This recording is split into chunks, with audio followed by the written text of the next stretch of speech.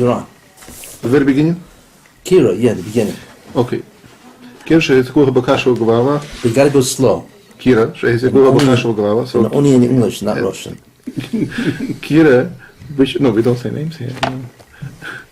Kira, okay. Which was lit with straw and I don't know how to call it in English. Here they say it's stubble. It's stubble. It's really. So basically, things that yeah. Stubble, straw is the when the grain, the grain comes on a stalk.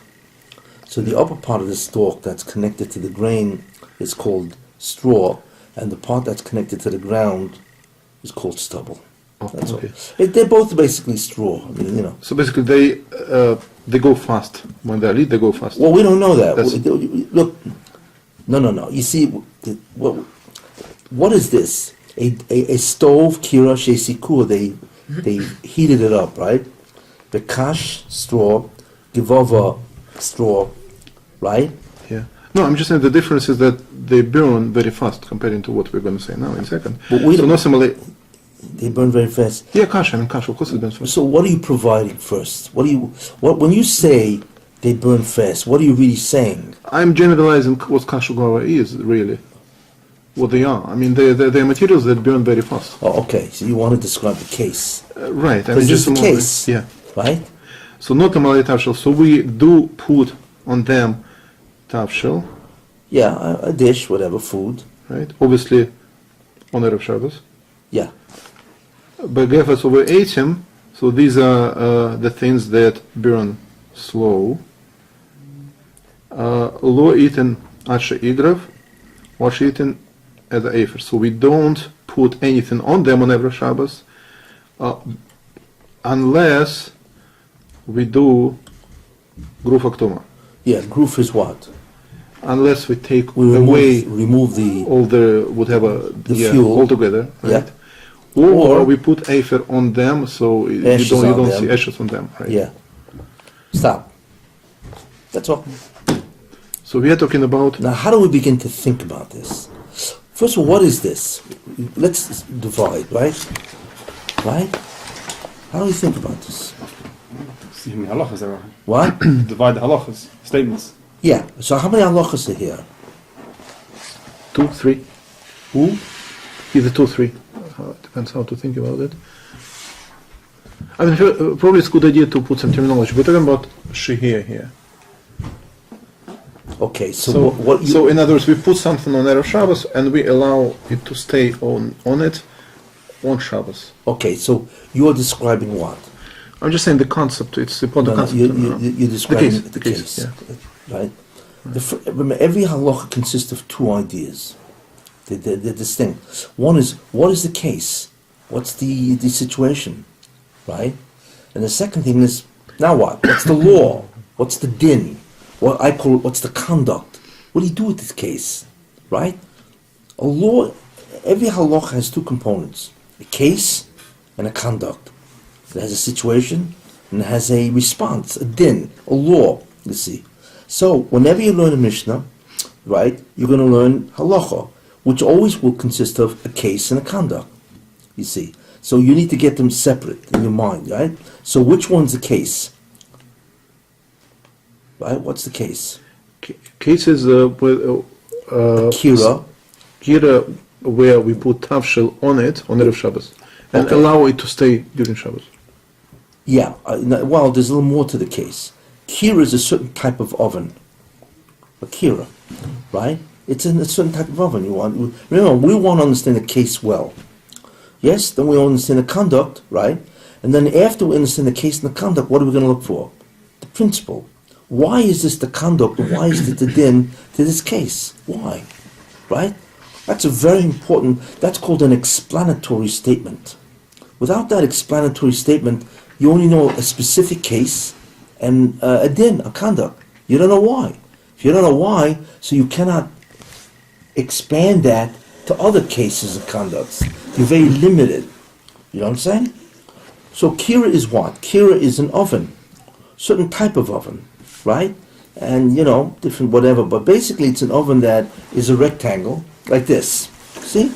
Right? And it has a place for two pots. One here, and it goes down. And on the bottom, you have an opening, and you put fuel in. You ignite the fuel, and the fire goes on, right? And the heat rises and cooks the two pots. So a kira is a double stove. There are other stoves. One is called a kupach, which is a single stove. It's really half of a kira, right? And there's a third type of stove. It's not here, but you'll encounter it later. I'm just throwing it in because it's good to know. Once we're talking about ovens, you know. The third type of stove is the tanur, an oven. A tanur has a place for one pot, but the tanur isn't straight down. The walls go like that. So there's an enormous amount of fuel or fire in proportion to this one pot sitting up there. There you are. 3 types of stoves. Okay, now, so this Mishnah talks about a kira, which is a double stove. And what's the case? That they what? They heated it with kash or gevava.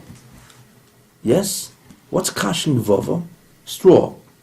But what is this? What's the category of kash and gevava? Remember, whenever you learn a case, you try to generalize the case. Fuel, the Fuel. fuel which It's a which fuel. burns quickly. Kash and gevava is a specific type of fuel. It sounds simple, but when you say the word fuel, it has more of a depth than if you say kash and gevava, because then we could play around with fuel. What happens if he uses another type of fuel? You know what I'm saying? Once you generalize it into a category, then you can see variations of that category. And that's how you see how the halacha changes. You know what I'm saying? So we have a kira that was fired using the fuel called kash and gevava. Right? And what was added, which it's amazing that the Mishnah doesn't say that, this is talking Erev Shabbos. You put the pot on Erev Shabbos. You know what I'm saying? Fine, so that's the case. Now, what does the Mishnah say in terms of what is the din, the conduct? Yeah? We're allowed to put it on. You're allowed to put food on top of this thing on Erev This fuel, Shabbos. yes, and another fuel, no. Yeah. No, The previous Mishnah, the previous paragraphs, it talks about things that we do on Erev Shabbos. So Yeah. it could be a continuation of that. That's why it's assumed that we're talking about Erev Shabbos. Yeah, you mean why he didn't say it? Yeah. Perhaps, okay, yeah, okay. You could say that. But clearly it's talking about Erev Shabbos. You know what I'm saying? So what do we think about now? What's the problem? Yeah, Why yes, why no? Why is there a problem here, right? You can put because what are the 2 possibilities if there's a problem? When you put food on a stove, what are the two things that can happen that is problematic? If it wasn't Shabbos, could you do this in Shabbos? Forget about Shabbos? it. You know, On Shabbos? on Shabbos, yeah. Take a pot, put it right on the stove. You know what I'm saying? What? Mishnah. It's called bishul. Certain cook, right? So the Mishnah says you can put it if it's this fuel type. Yes? That's one halacha. Second halacha is that if the fuel type, and that's the generalization, is gefes and eitzim, which is a stronger type of fuel, I think it makes coals, whatever that means. And so, you know, eitzim is wood, and gefes I think is olives after they were squeezed out. I never saw it used, but apparently that can be also fuel, right? It has oil in it. What? It has oil in it, which burns. Even though it's been squeezed out, so Pits, whatever. Pits. I don't know if it's because of the oil. I think it's just the thing itself is flammable. Anyway, so then it says lo yitin achiyigrif achiyitin eseifer. So it's What? conditional. It's very flammable. It's very flammable. Who olives? Well, the Pits. It's in the, No, No, the remainder where if you squeeze it out. the pasolet on it. Yeah. Okay. Very, yeah. And then it says here achiyitin eseifer. Yes. So how many halachas are that? It's one conditional halacha. It's a condition. It's what? It's one halacha, but it's a condition. In other, 2 separate halachas, It's 2 cases. separate halachas, isn't you it? could say it's conditional one halacha. No. But it's yigrif is one case and one situation, and yitin eseifer is another situation. So we have a total of 3 halachas. Well, we have a Don't be about fooled when by you the do fact that it anything. combines it in one statement. It's 3 different halachas. You know what I'm saying? Okay, so we have 3 different halachas about Erev Shabbos. Why isn't it 4 then? Who? Why isn't it 4? What's for? Kash and Gvava? Yeah. Yeah, okay. I'm in that because they're really both straw. No, I don't mean Kash and Glove. No, you have one case of Kash and Glove together. Yeah. Then you have a case of 18 Gepister, which is not covered at all. And then you have covered and you have removed. That's 4. Oh, yeah. What you're saying is true. That's right. Yeah. The concept of Kefis Natzim itself is a case. Right. That's true. And then it says Yikroif and Efer. So we have 4 halachas. Great, okay. So we ask ourselves, okay, then we want to know why. What's the principle? You know what I'm saying? Why does a fuel type allow us to do it on Erev Shabbos and this fuel type doesn't? That's the question. You know what I'm saying? You know? But, so we can have a principle, right? There's a principle, right? What's the principle? People are very nervous. Who? People are very nervous about the food. They're Be very ready nervous on about time. food, Be yeah. ready on time. Who? People are very nervous about the food to be ready on time. Yeah, so they come home, the guy comes home, and he's starving, right? He didn't eat all day, right? He's starving, and his stuff is cooking on the stove, and he says, I don't have time for this. And it's sitting there with another half hour, right? So because has a strong need, and therefore he has a strong urge, right, to eat, what's he going to do? He's going to rake the coals, stir them up, stoke them, rake. But he's going to do it on autopilot, right? What? He doesn't forget the Shabbos. I mean, on Well, autopilot. the real question, see, the question here is, why We're would not talking he- about epicorsim. We're talking about the good for Exactly. people. Yeah. Exactly. It's not made for every person. So one question we can ask is, why would he forget? Why would he do this? I mean, we're assuming the guy knows it's also to do. First of all, what's the malacha? What's the malacha? If he rakes up the coal, what is the malacha? Havor and Bishul. Havara and Bishul. That's right. He will be over 2 malachas. You know. So the first question is, so therefore Shem Yechater, we're afraid that he'll come home, it's not ready, and he wants to eat, and he's going to rake the coals. That's the principle? Rake them. That's the principle, yeah. Shem Yechater. Now in that you can say, okay, so therefore the But Isa, how does it work? I mean, I forget. I mean, I know it's Shabbos, and I'm not supposed to do it. that's what you have how to to- ask yourself. Why were the Chazal concerned that he's going to rake? Because I know I put the thing, but I can't imagine myself, even if I don't put the blech, I still can imagine myself. Come on. You mean turning up the... Yeah, I do it, but I wouldn't do it. I think. So that's a valid question. Why did they What's think the frame a of person? mind? Yeah. Why would they think that a person would do it? So there's only several possibilities. One is that he didn't know it was Shabbos. That's not true. Right. Another thing, he thought that He just comes from shul. Why? He just came from shul. Exactly. So he knew it was Shabbos, right? Another possibility. Slicha Dadi. So the other reason is what? Is maybe he forgot it was Shabbos. Or rather, no, he knew it was Shabbos. Or that he didn't know it was Asa. He didn't know this No, month was we're Asa. not talking about that. It's also not likely, right? So he knew it was Asa and he knew it was Shabbos. So then why in the world is this guy's talking up the coals? It's an interesting question. Chazal clearly felt that he's going to do it.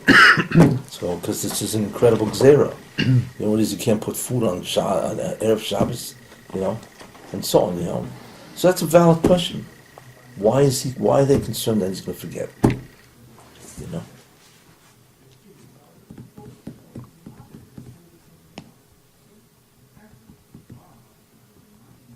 Same way you find the concept of Adam Ball on Mamoinai. Panics. That guy didn't forget it was Shabbos. That guy knew it was Shabbos. I mean, he knows Shabbos is the rice. I mean, he knows it's Veichoimer.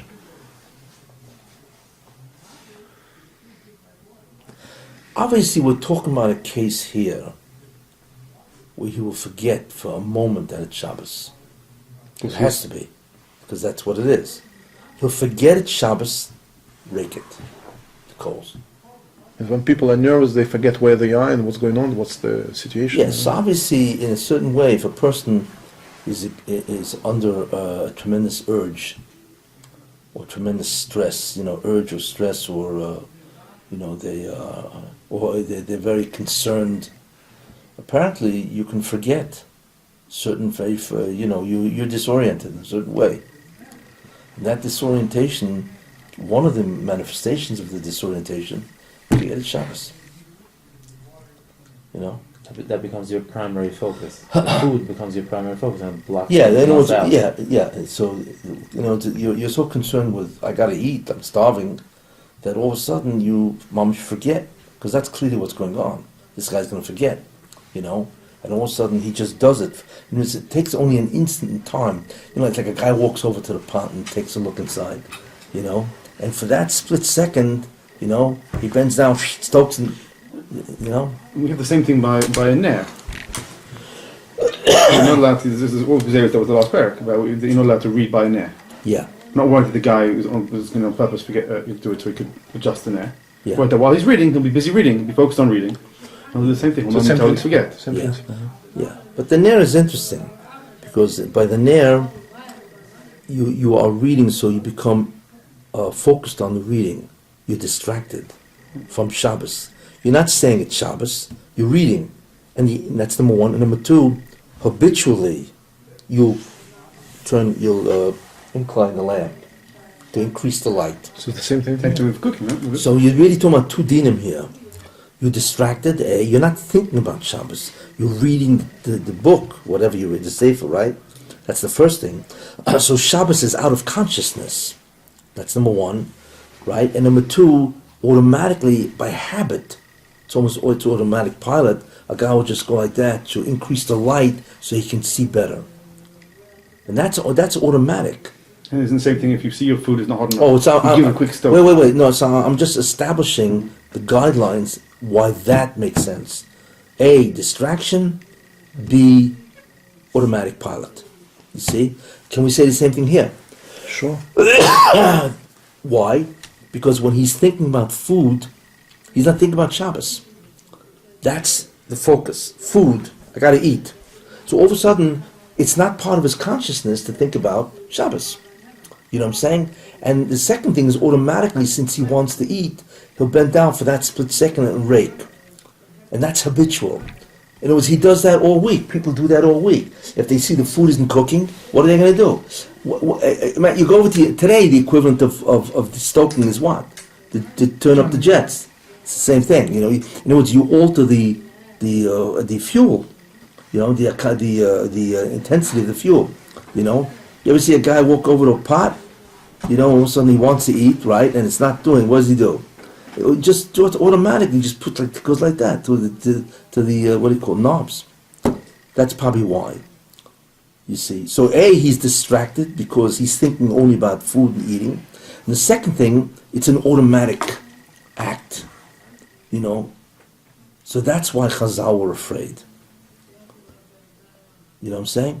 So Shem Yechate is both, what's the malachas that you're afraid you'll do, right, is Havara and Bishul. And Shem Yechate is a Gzera because Chazal knew that he'll be distracted because he wants to eat, and habitually he'll automatically do it. No good. And Shabbos is severe enough, malachas, to do that. Right? But that's by Gefes and Eitzim, but not by Kash and Gvovo. Obviously, Chazal made a difference. If the fuel is Gefes and Eitzim, he'll do that. Why? Because they turn into coals. Who? Because there's what to stoke. Because, well, it's not that, yeah, there is what to stoke, but what do you No, really it's going to help.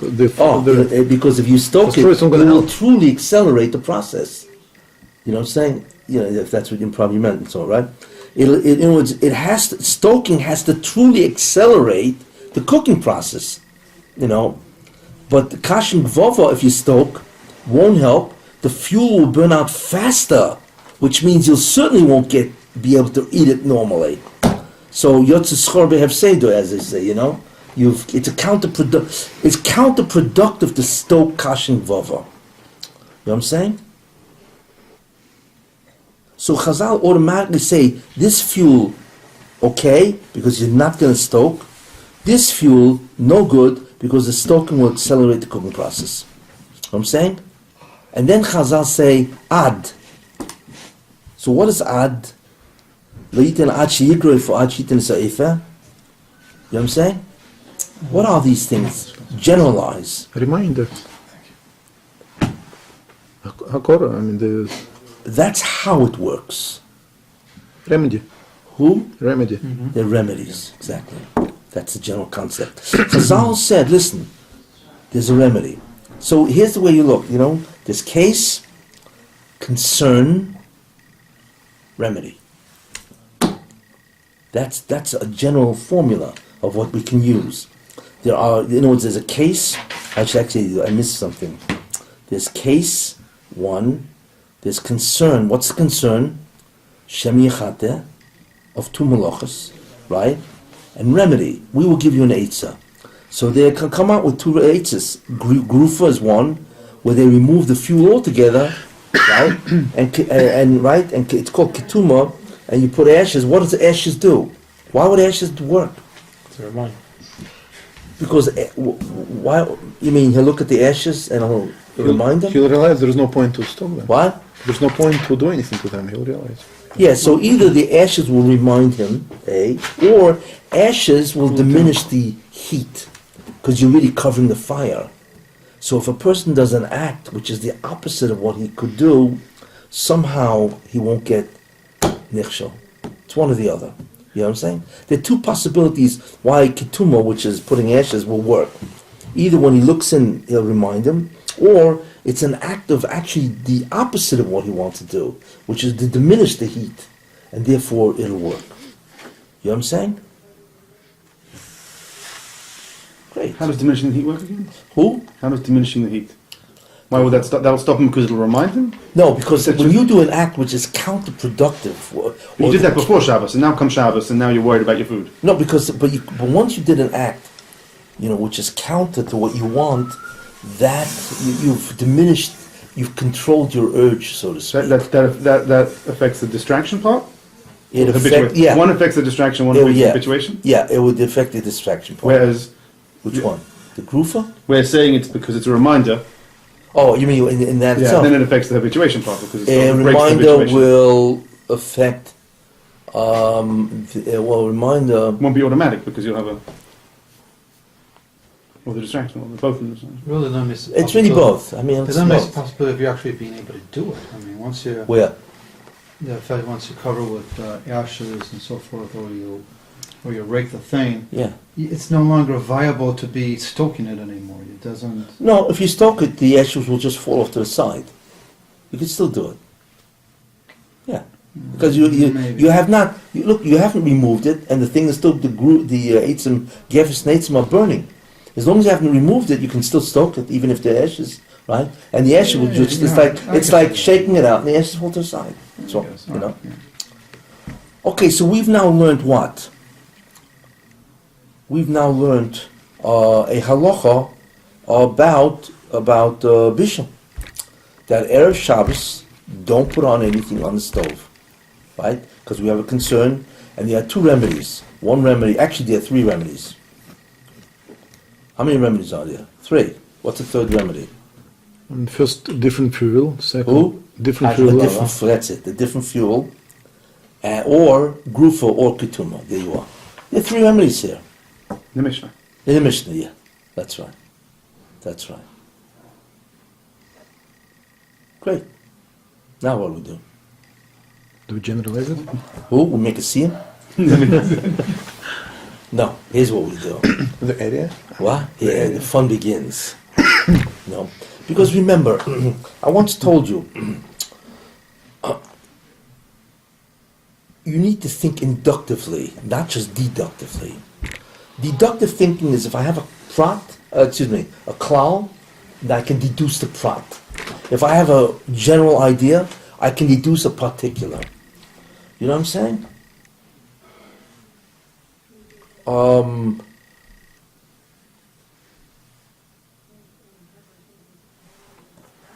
And so on. In other words, if I have a rule, I can always come out with a specific.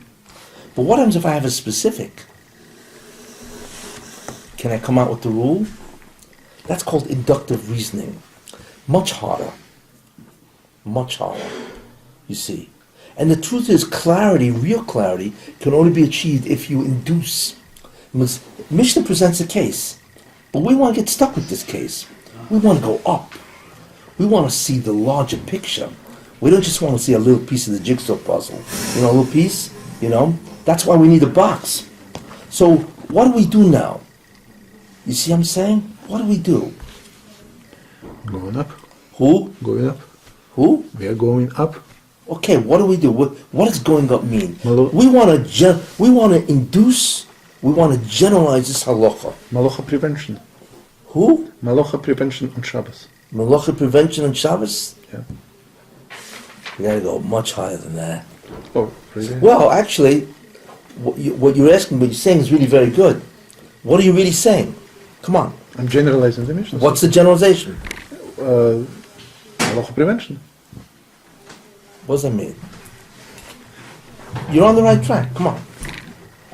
I mean, Generalize it. Give me a larger perspective of this halacha. Remember what the general idea was, right? Case, concern, which is Shem Yechata. Remedy. This is the formula. Yes? Okay. An obligation to take precautionary measures. Well, that's certainly true. That's the concern. But we want to generalize this. Remember, we want to go up. We want to see the bigger picture. And there's several pictures to see. I mean, So if what is the expansion of these halachas? I mean, we expanding the malocha itself. There is a malocha, which is Isur Derech on Shabbos, Yeah. and we're expanding it to the situations which could lead to malocha, but there's no malocha yet. So really, there should be mutar. So we are preventing situations that could either habitually or some other way lead to the Isur of Shabbos. Yes. So in this way, we are preventing it. So I mean, that's malocha prevention. Prevention of the Isur. We are preventing the Isur from happening when there is a chance it could happen habitually.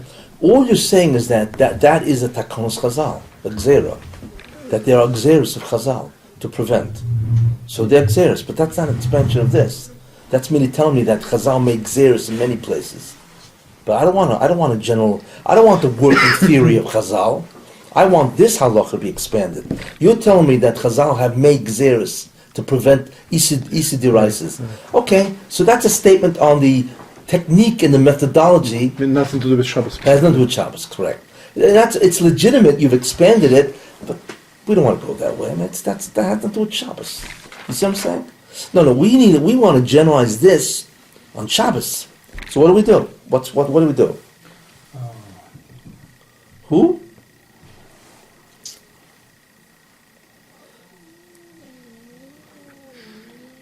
You see, it's not easy. You see? This is not an easy task. I've thrown out something very difficult because people are not trained to think inductively. You see, you can go down, but you can't go up. Not because you can't. You just have never done it before. So it's like, like what? It's like, what? You tell me differential equation? Like, what in the world is that? You know what I'm saying? But the truth is, all of you could do it. You're not trained to think that way. But let me tell you, right? Because the question is, wait a minute. There's a case, there's a concern, right? And there's a remedy, an eitzah, as they say, right? That's one way of looking at it. In other words, all I've done is generalize this halacha. But wait a minute. Is there any other remedies possible for Nesina on Erev Shabbos? We've encountered 3. Change the fuel, do a grufa, remove the fuel, or ashes. Is there any more? You see? That's induction. In other words, are there any more remedies? So therefore, because maybe there are more remedies. Maybe the Mishnah only gives you 3. But could be there are more remedies. See, what I've done is I've now gone up. Now I'm looking at, well, how many remedies can there be for this particular situation, which is Erev Shabbos You can concern. put a piece of clay there. Who? What they do is put a piece of clay there. And Clay? Yeah. Put a piece of clay so that you can't open up the stove and put it, it's a reminder not to open up the stove and put it, that's another remedy. Even the blech, I mean, that's, No, you put like a piece of clay or open the door. You seal up the door. Right. You seal the. Yeah, So you. seal What, up. so therefore, why is that a remedy? It is a reminder not to open Not a reminder. It's like lowering the heat.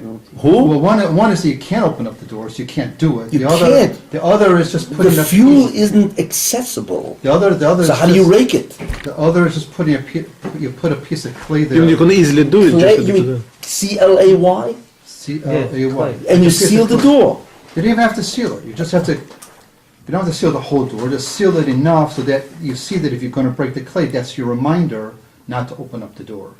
It's enough of a deterrent. You mean to add a It's a deterrent. hardship, to make it more difficult, so they're hoping it's going to take longer. No, he's saying it's a reminder, not a It's hardship. a reminder. You can easily do it, it's not hard, but Put, it's- put, put a string around your Right. Maybe it's a hardship, Put a string because around it takes me 10 minutes to break down my oven. No, that's another No, remedy. no, like when you put a string around That's the string another to remedy. remind you to do something. Oh, you still do Well, that? Okay. You put the piece of clay in because you're going to have to break that clay, soft clay. You're going to have to break it. Fine. And that's the reminder. Hey, like what's in other words, That- normally you don't have it there, but on this particular day of Shabbos, it's there. So you're not going to open it. It's a reminder not. To I got open you. it. I got That's you. what I'm saying. However, Okay, but anyhow, but that's not the generalization. no, That's another well, no, it's not a bad expansion, but it's limited. Why is it limited? You gotta have clay. Who? No. No, just no. one more example. It's not. Who? It's not generalization. It's just one more example. Yeah, why isn't it a generalization? Why is it just another example? Why is this a generalization? Who? No, It's you a got- specific what are remedy. other tikkunim? That's Who? another- It's a specific it's another remedy. tikkun.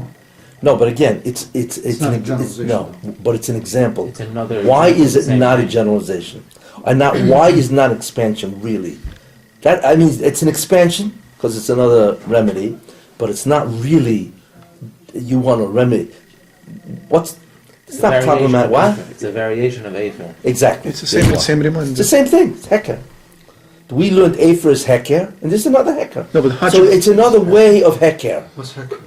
recognition. What you just said. Oh, That's all. And which is not bad. Don't get me wrong. yeah. But I want something different. I want a remedy outside of hecker. All you just tell me is another way of hecker. Fine, no problem. That's good. The hardship Nice. one. The Who? hardship. The hardship one. would The be hardship. different. To be Okay, different, yeah. hardship is another. It's another principle. It takes like 10 minutes to break it. Yeah. Okay, Because to break it, you got to go back to your toolkit in case of a chisel. And you know it's muksa. And he's not that crazy. We understand his hunger, but not that. You got to go back to his toolkit, get his hammer and his chisel, and begin doing this. You know what I'm saying? But that's why that's good, but it's not enough because it's just another form. It's a form change, and I want a generalization. just seal the whole thing. You want a different remedy You can't- altogether? You can't Yeah. get in it. Like food. Who? Like to have a different change, do something to the food. What does that mean? Like make it completely raw so that even stoking won't There happen. you are. If I put something that cannot be cooked until the next morning, then I'm not going to break the coals. I can't eat it anyway tonight. What's the point? A guy knows if he puts something on there, there's stuff that takes 5 hours to cook. So the guy's not going to do it. So therefore, but you don't even have to have raw food. If you take basar chai, raw meat, and put it in a dish that can cook quick, but you're not going to eat it without the meat, you've saved the whole pot. There's your remedy. Or it's fully cooked. Great, very good. So that's a real generalization. Why is it a generalization? It's not I mean, it's an another- expansion of another type of remedy, which means that it can't be ready anyway tonight. That's number. So that's a fourth remedy. Or fully cooked. I mean, same thing. Who? Which is fully cooked. If it's fully Fully cooked. cooked. Oh, there you are. Right. He's Same- like, if same it's thing, fully really. cooked, it's fully cooked, and it cannot be improved by further cooking. Right. Right. So that's exactly that's another remedy. It means it's okay. So make sure you cook the whole thing before Shabbos, and then put it on the stove when it's all cooked and it cannot be improved. Let's assume it's called mitztamek v'yofelo, right? So that's another condition. All these remedies are conditions. Chazal are giving you a whole bunch of conditions that we're not afraid of Shema Yichate. You see? What else is there? Anything else? So we've added raw food. We've added fully cooked. Change the oven. Who? Change the oven. How you can do that in Shabbos? Instead of not on Shabbos, but before Shabbos, instead of using a kira, Yeah, use I think a kupach is more. it's worse. No, tanner is worse. No, Kupach kupach is in right? between. Right. Yeah, no. Anything else? Any other ideas? See, what am I doing? I'm expanding. I see a whole variety here. So it's not like there's many different cases. No, they're all cases that have different remedies, each one working on a different principle. So when we say the word remedy, we immediately can expand. I'm expanding remedies. If you don't say the word remedy, we wouldn't Yeah, expand. exactly. That's what I meant, There's one more remedy, by the way, right? Where if you take the pot and you don't put it on top, you put it samach le'esh. And samach le'esh, it's called proximity. If it's a little further away, even if you rake, the heat, even if you accelerate, if you increase the intensity, it will not be able to cook that faster because the dish is not on top of the oven. It's called samach le'kedera. There you are. You see? He had a whole bunch of ideas. Once we've seen the concept of what? Of remedy, you see? Case, concern, remedy. Oh, wait a minute. How many remedies are there? 4 remedies here. I'll tell you. Anything else? See, immediately you can generalize. And then what we've done is unite. That's great. Now we want to generalize even more. What's our next generalization? See, we want to milk this for what it's worth. So we've expanded remedies. What else can we expand? There's no more milk. Oh, there's no more milk. To expand, to generalize the remedy itself, the concept of remedy, or No. we go a different direction? Now we want to go a different direction. So what are we generalizing? That's you. You got to tell me. Look at the case. Look at the case. That's how you generalize. Remedy was one part of the case. We just expanded that. Maybe malocha? I mean, Who? different malochas, same pattern but different malochas. That's only 2 malachas. That's it. You want to change the case where you don't leave it before Shabbos? What? Where where you don't leave it before Shabbos, you want to change the case where you put it on Shabbos? Excellent. We generalize the situation. Well, what did you say? We generalize the situation. We're talking about a case of what? Where you put it on before Shabbos. Well, let's switch the situations. How many situations can we come? But that's totally different case. If we, It doesn't make it, but we're generalizing. Well, let's talk about before Shabbos. Let's talk about other time periods. but that's different concern. It's not. Or other situations. It's different concern altogether. Fine, but it's still bishul. It's still bishul, and I can say, well, are there any other situations that we could call bishul? You see, it's very important because then you got a variation of the malacha itself. In fact, that's more important than the remedy generalization. We are generating the situation, we're generalizing the situation, which is critical, because that is much larger and much more unifying. This is how you learn Bishul. Because when you finish this, you're going to know Bishul Claw. Because you'll see every situation and what the din is in all the situations. Now we may not know, but at least we see a structure here. How many situations of Bishul are there? One obviously is this Mishnah. Where what? Where it's called Nisina, which is before Shabbos. Correct? Another one is on Shabbos. That's number 2. Yes? What else is there? What other situations can we come up with? Chazorah, putting it back on Shabbos. Exactly, Chazorah. Well, what happens if it's there and I take it off? Can I put it back on? You see? So that's number 3.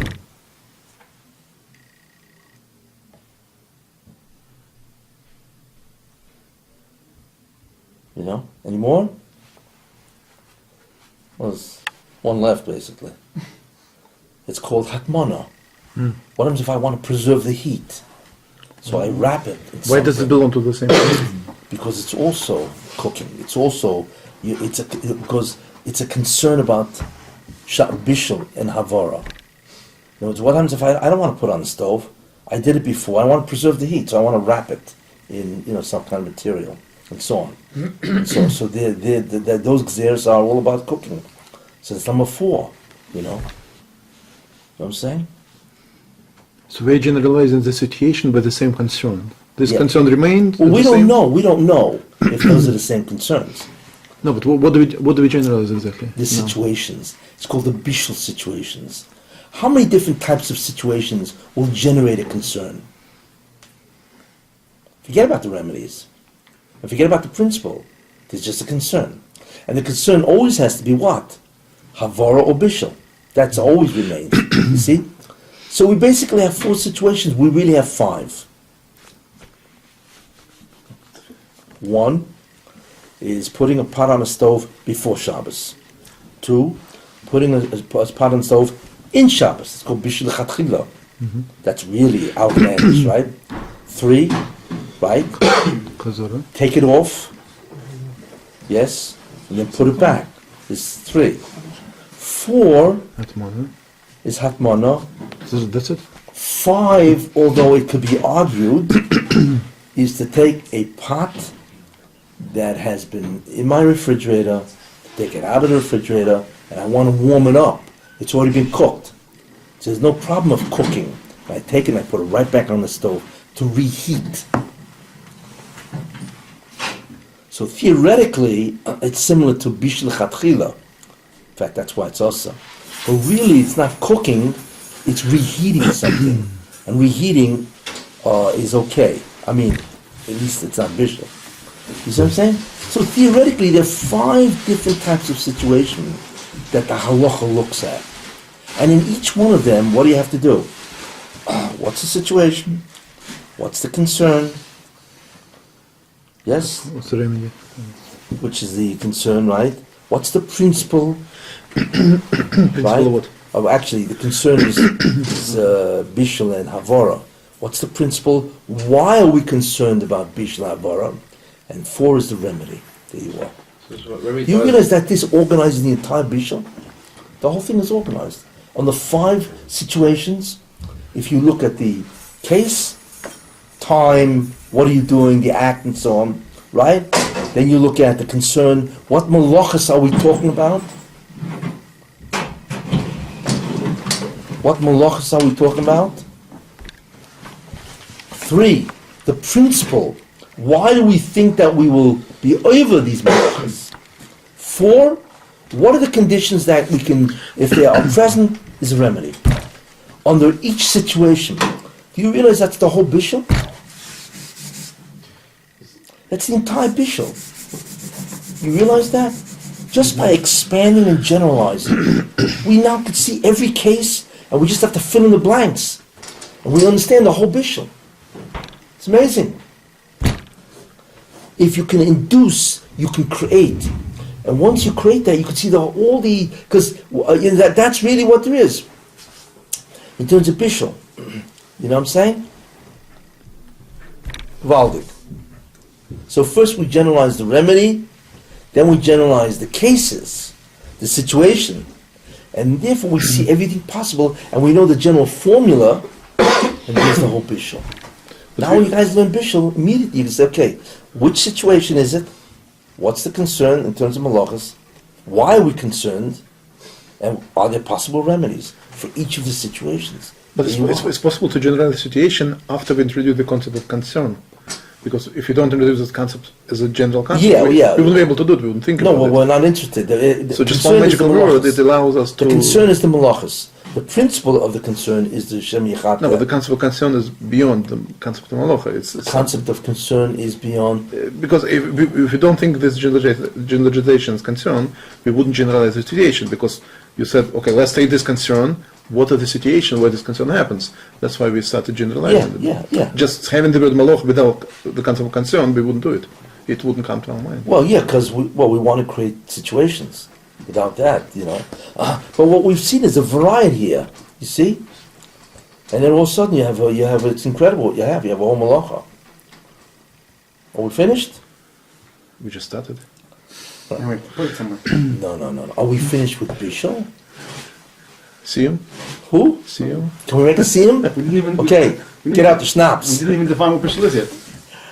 What? We didn't even talk about what bishul is. Yeah. So what are we missing? Okay. So what are we missing? What are we missing really? These are all situations, but what are we really missing? Of all these situations, which is the most important?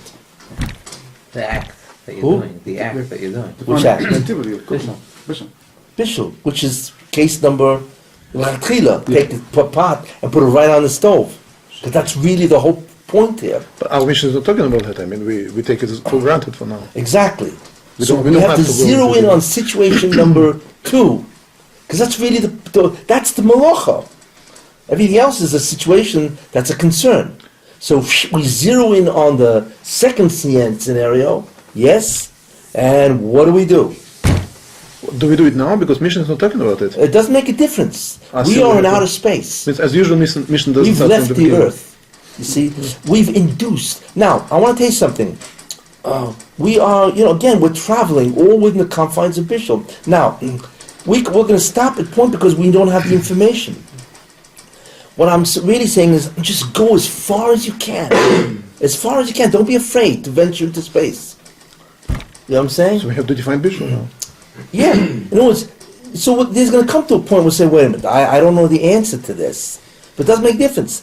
Because just the mere exercise of expanding more and more until you see the totality of Bishul is an incredible, where you see all the categories and dimensions. And then as you begin to learn now, you go back into the halachas, and now you begin to fill the spaces.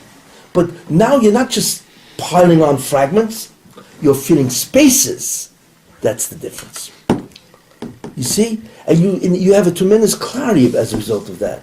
It's no longer piling up halachas, which is what everybody does. And that's why Bishul is so difficult. Because it's fragment, top of another fragment. It's all details. You know what's the pile of details? But like this, we've created a framework or a structure, and now we want to just fill in the structure, and then the whole thing as a picture will be in front of us. So, what do we do about the malacha called Bishul? What do we do? We define it. We define it. Transforming matter by means of heat. Transforming matter by means of heat? Yeah. No. Yeah, it's the first attempt.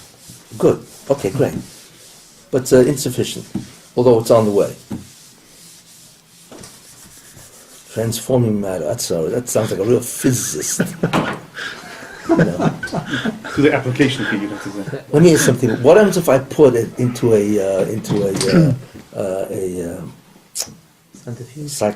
cyclotron? What's a cyclotron? Yeah. Atom smasher. I can transform the matter while you have a bishop. No, by means of heat. He- I said by means of heat. You know how it gets in there. It's called the atomic bomb, by the way. I can cook anything. No, it's insufficient. By the heat of what? By heat of fire. That's it. You left out an important thing. I could say No, the heat of what? Yeah. How many ways are there? What? Dafka fire. No, that's not Bishul already. It's not Called fire. the Zeish, okay, whatever. But it's fire. But how many other ways are there to do? We have to define fire. What about a microwave? That's cooking. Oh, so Wait, that's wait, machlokas. wait. It's not simple. We don't. Yeah. Can I take a shot at the definition? At the definition? Yeah, the definition of Bishul. Okay, okay, fine. Go ahead. I think it's any process which involves transfer of heat to an object in order to improve it. Transfer of heat? Yes. It's insufficient. Because there has to be the heat of a fire. No, it doesn't. What about a microwave? So that's the plan. Well, So they- they say it's that not a a fire. well, that's why. So there, a microwave could be either us or midrabanan, right? What was the definition again? The transfer. You have to see Any what. process which involves transfer of heat to an object in order So if to... you hold something soft and it melts in your hand, is that Bishul? According to you, it's bishul. It's not. It's an insufficient. Bishul. Although it's a good shot, it needs the heat of the fire. Now, We have to define fire. wait. Okay, let's go slow. Well, let's go slow. What do we need to do now? To define All these fire. kind of questions. What do we need to do? To build a structure. Oh, we need to build that structure. No, but this time it's not the activity model. What is it? It's not an activity model. It has to be more specific. No, that's general. Oh, I can prove that. The transfer of heat via man-made object. Or a man-made invention to improve it. Because if you put it into sun, it's not considered bishul.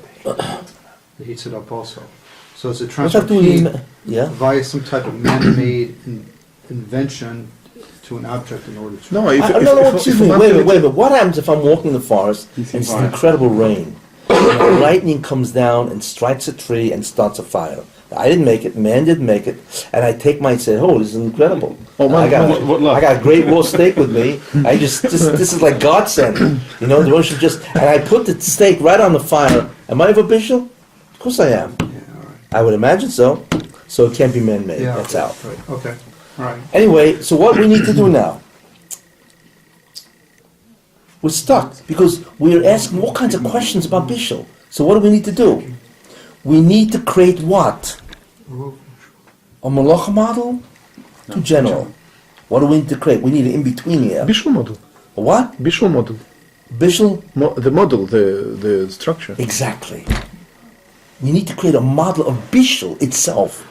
Now, obviously, the bishul model emanates from the malacha model. If you remember what the malacha model is.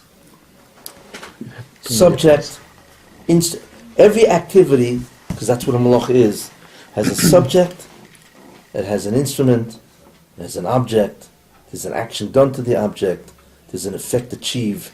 This activity is done at a certain time, a certain place, in a certain manner. You know what I'm saying? How do you remember that? How do we remember that? How do we remember all those eight? It's a logical sequence. Subject is the one who does. Instrument is what he uses. Action is what he does. The object is what the action is on. Right. The effect is what is achieved to the object. There's 5. It's done in a certain time, 6. A certain place, 7. Right? And was it the normal manner of doing it? 8. You see? And now what's the right? 8. And there you are. It's about 8, 9 ideas. That's it. Every activity in the universe fits into that. Because every activity has these 8 or 9 components. Now what we want to do is make a specific kind of model called the bishul model. Tell me what the bishul model is. This is the ultimate generalization, because every situation will fit into that model. I mean, the object is food. Who? Obviously, object is food. Oh, so object. Subject. Is it the subject? Who? The subject first. Well, the subject. No, subject is a person. It's Yeah, but that's as usual. It doesn't change. But what's really concerning in bishul? I mean, there's subject and Well, instrument. Who? The instrument is also. instrument. Okay, yeah. Okay. What's the instrument, by the way? Fire. What? Fire? Is fire an instrument? Not really. Why not? Because the last time I checked, fire is doing the cooking, not me. I don't do anything. No man ever cooked anything.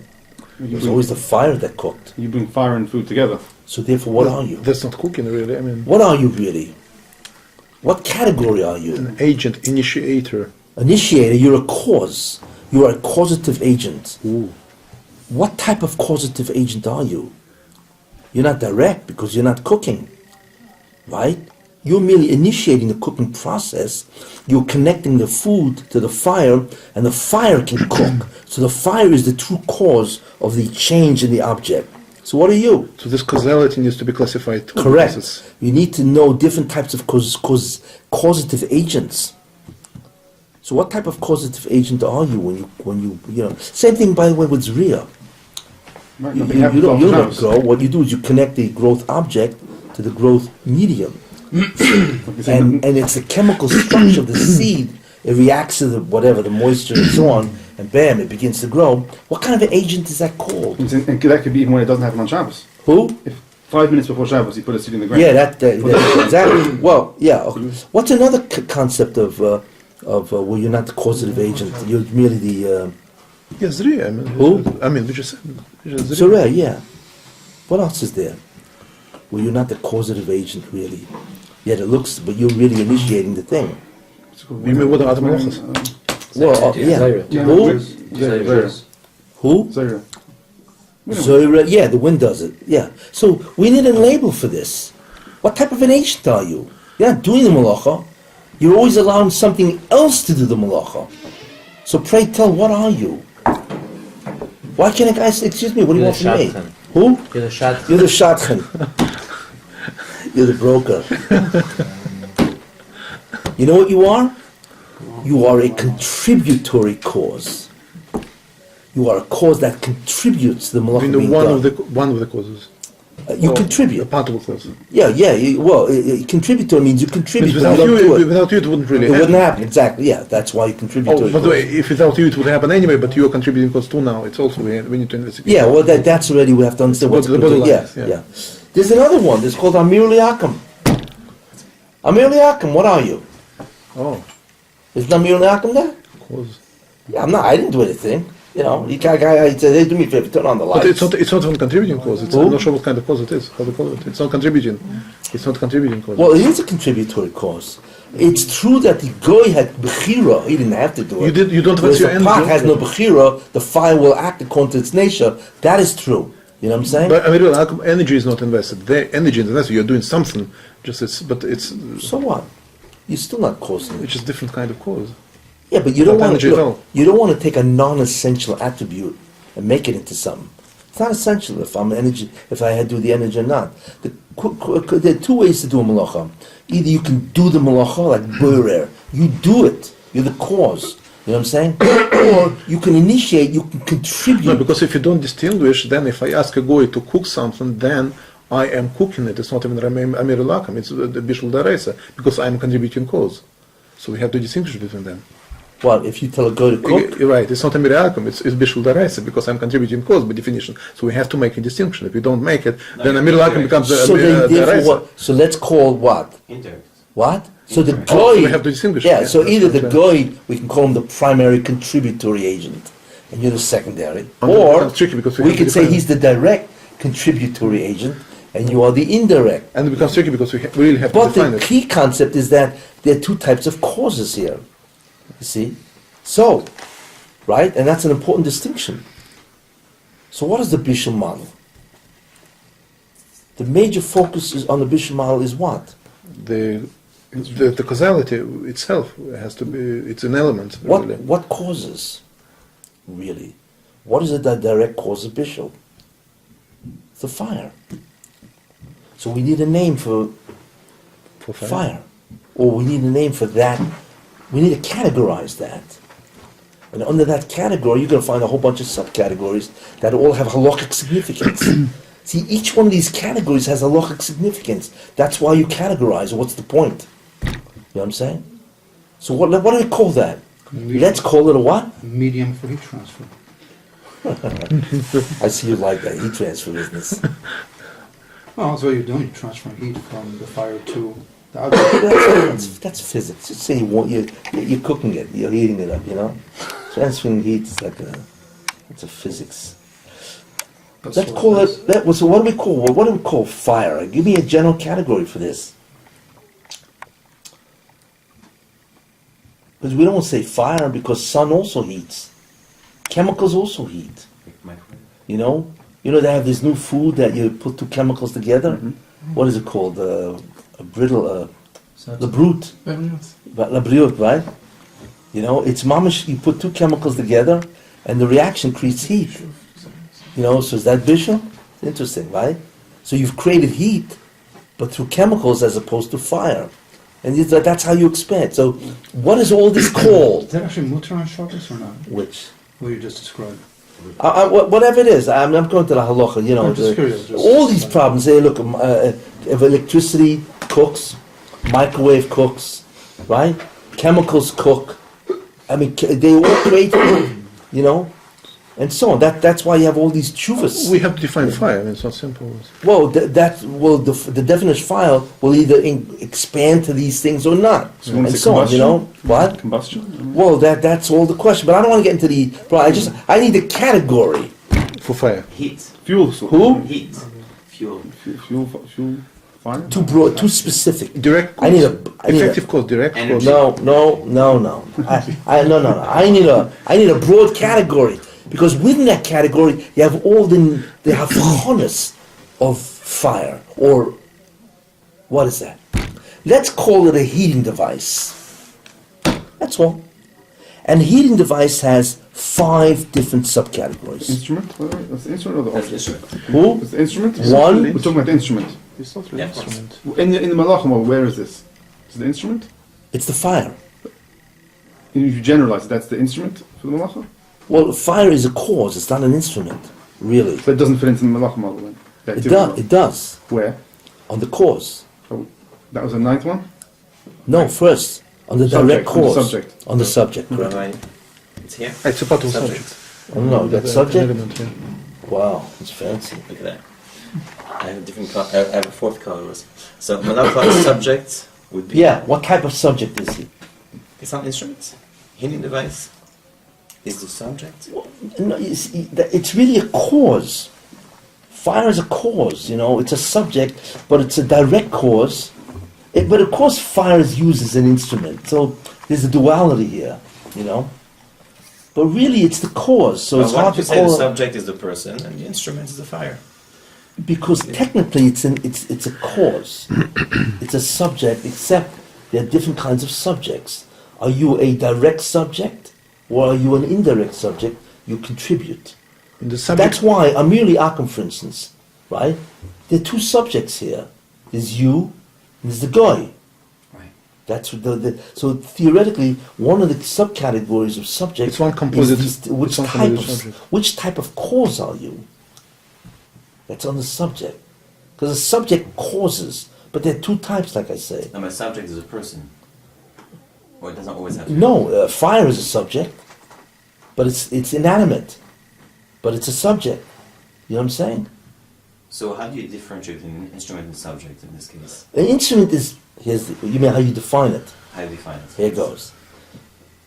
An instrument is something that you impart force to. You impart the force Yeah. that allows the instrument to do something.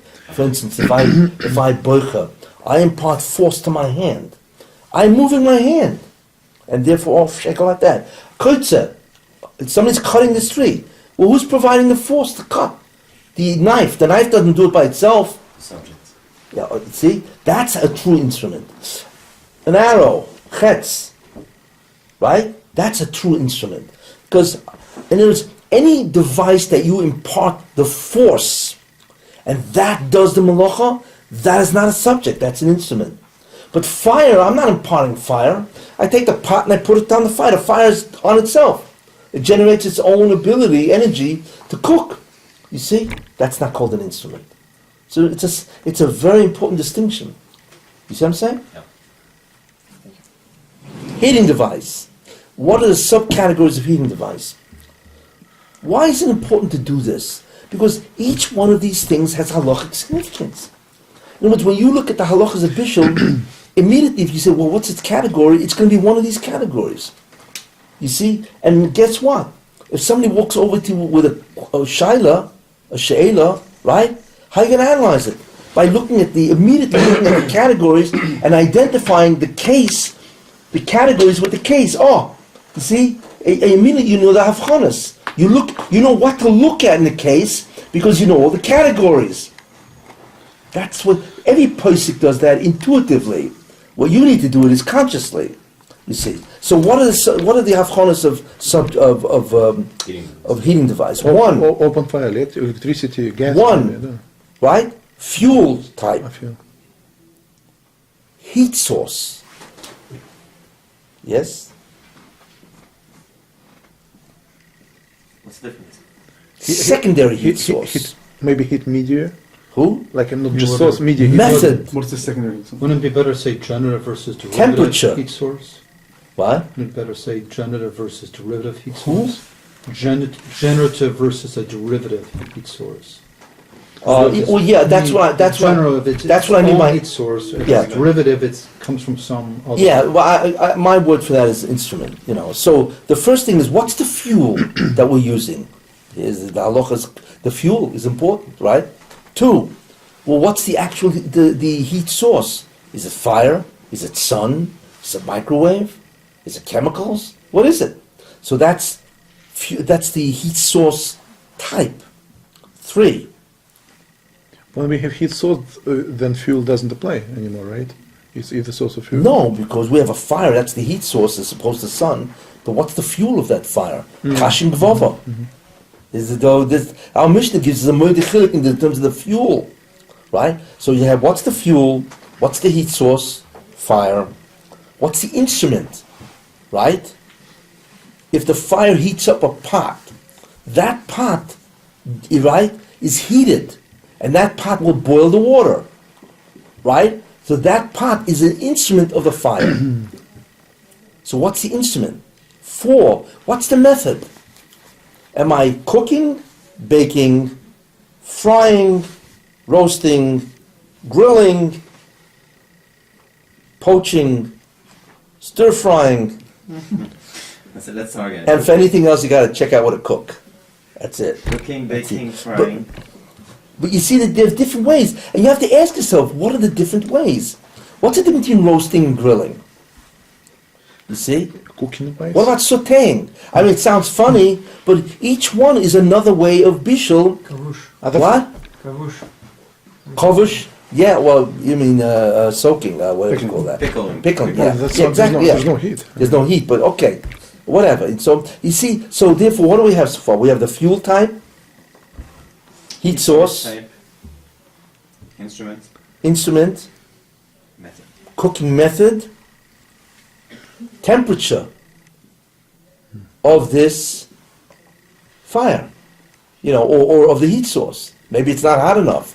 All of these are halachically significant. You see, that's 5 havchonos, 5 subcategories of a heating device. You see? Great. Now what's the next important thing of bishul? Is the object. You see, is the object itself. Okay, under object, how many havchonos do we have? What are they? 1. What is the object? What is it? Means meat or tomato. What? Is it, yes, a steak. Is it food or not? Edible, non-edible. 2. Well, okay, well, no, forget that. No, we'll get to that. No. What is the object? The identity of the object. 2. What is the object state? Is it liquid or solid? Big difference. What's the object status? Is it already cooked? Half cooked? Raw? That's its status. Object size. How big is this object? You see, the object size. And number 5, the object proximity to the heat device. Is it close, far? Oh, and number 6 was the temperature of the object. Because in order to be over bishul, you have to raise it to a certain temperature. You don't reach that temperature, you're not over bishul. 6 different havchonos an object. So what do we got? 6 and 5 is 11. Then, what's the next important thing about bishul? The effect. And the 2 kinds of effect. 1, Cooked. what is the effect? The degree of effect, and the amount of the object that has achieved that effect. The degree of the effect? Yeah, is it Michael ben Versoy? Is it Nizbashal Kotzorkai? That's the degree. Or what if only What was the part second of one? it? Who? The first one, the degree of the effect? The degree and the amount. Because it has a shear. Well, I only cooked a half a kazais. What do you want from me? Wasn't it in the object? When we talked about the size of the object. No, but now I'm into effect. But when we talked about the object, we said there was a size. Yeah, there was in general, So without what was doing the anything. halachic nafkamina? The nafkamina is in the object itself or in the... in the effect? I'm just putting it as a hafchana, and we'll see it. We'll see if it has any halachic significance. You see, so on the effect, you have what? You have the effect type. Is it edibility? What did you do? What does the object change? 2, the object amount. How much of was affected? There has to be a shear. The object degree. How much? Soy 1/3 cooked, fully cooked. You see, 3. So what do we got? 6, 5 is 11, 12, 13, 14 subcategories under 3 major categories. That is your bishul model. And each one of these are halachically significant because they all have various variations of specifics. Now, if you combine situations which come out of this bishul model, with bishul model, you can now handle all the halachas thrown at you of bishul. You see? And then you see the entire bishul in front of you. Every category, every halacha fits into its category. But the beauty is not just the category. You see the totality of structure. Heating device, object, effect. Besides subject, time, nesina, time, place, and so on. You see? Therefore, you can now learn all the halachas, and every time you learn halacha, you ask yourself, what? Where does this halacha fit in this model? And what's the conduct? You see? All from that halacha. This is the value and beauty of induction. That, and now, of course, you may not know all the answers, but that's the halachas. What are the halachas? The halachas are fundamentally the conduct, so the dinam, that apply to what? Cases. But every case has variations. Every case has specifics. The specifics are nothing more than the variations within those categories. Object size will vary. Degree of cooking will vary. And each one is halachically significant. You see? It looks like it's a lot of work. And it is a lot of work. But when you walk away from it, you see the totality of bishul. And bishul is not an easy malacha. It's a specialized halacha. You see? You do this to everything. Each malacha will have its own model. Hoitzor will have its model. You see? Now, some are more complex than the other. Bishul is a little more complex. There are certain malachas that are not complex as much, So at this point, when we build the model of this bishul, we go back to the Mishnah, right? Yeah, now we can go back to Mishnah. We can't do any more specifics over here, other than general structure. Yeah, we've milked this halacha. We've discovered its situations. We've expanded the remedies, the cases, which are the situations, and we've jumped into the bishul model. All by thinking. All by thinking. That's the power of thinking. You see? We didn't tap into any Rishonim, no Achronim. Now we're ready for them. Because once you've got the whole structure, which means all the categories, and all the havchonas, which vary, and each one is halachically significant. Now when you're sitting there in Mishnayos or Gemara or Rishonim or Achronim, what's the first question you're going to ask? Which category are they talking about?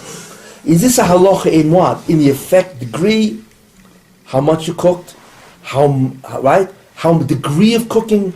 Is it talking about the heat source, the fuel type, right? The temperature of the heat source, the proximity of the object. Samach there is all about what? The proximity of object, the heat source. That's halachically significant. Because if the proximity is not close, you can do it. Shehiyah, which is an Erev Shabbos, is mutter. It all depends. That's one of the remedies of Shehiyah, which is before Shabbos. You see? It's work, I will tell you. But when you walk out of this, you are clear.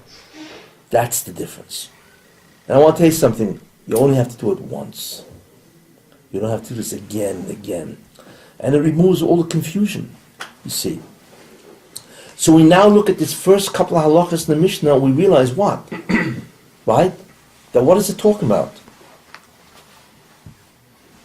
Type of fuel. Who? Type of fuel. Yeah, type of fuel, remedy, right? Time, Erev Shabbos. Yes?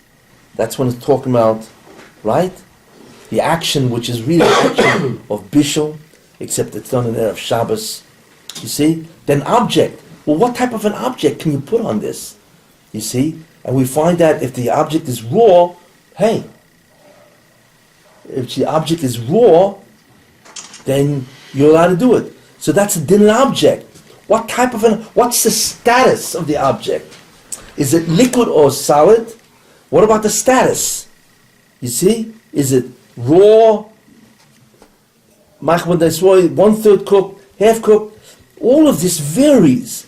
That's the problem with all these. If you have a big malacha like Bishul, there's like 40, it's like everything is jumping at you. And it's what you're resigned to doing is you're piling up fragment on top of fragment. And it looks like a cholent after a while, to use a Bishul model. That's that. You don't want to use a cholent as much as we like cholent. We don't want to learn like a cholent. You see. So can you say that this Mishnah basically is 3 remedies for Shehiyah? I mean, that's to summarize the Mishnah. I think, what was it? There's Grufa, Ketuma, and the fuel type. Fuel type, yeah. Right. What, we have 3 remedies? Yeah, 2. Grufa, Ketuma plus fuel. Yeah. So, 3 remedies. so that's one statement for the whole Mishnah, covers That's the whole it. Mishnah. And what we did is We went beyond Shahir, beyond other remedies. and so on. We expanded. And that's called induction. But if you do this to every malacha, you will know Hilchot Shabbos like no man. Everything, you see. Got it? That's method. Ari, What's next week's what's next week? Vaida? Next week we all take off and go to Bahamas. It's still on. We have been cooked. This is still on, by the way. By what What? means? This is still on. Next week we continue the Mishnah. He doesn't look at Joe's heart. He looks at a heart that happens to belong to Joe. That's the difference. He doesn't learn about Joe's heart. He learns about heart. It happens to be that Joe has a heart, we hope. You see? It's the same thing when you paskin. You look at the structure, the categories. Because the halachas are in the categories. And then you say, oh, this case has the variation of this halacha. You know exactly what to do.